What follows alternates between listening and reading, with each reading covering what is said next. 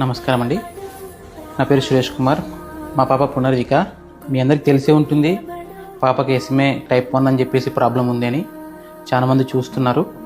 Present మనం government help కోసం ఇక్కడికి మంగళగిరిలో వచ్చాము. మా తరపున అర్జీ ఇచ్చేసాము. అలాగే సార్ వాళ్ళు కూడా రెస్పాండ్ అవుతామని చెప్పేసి చెప్పారు.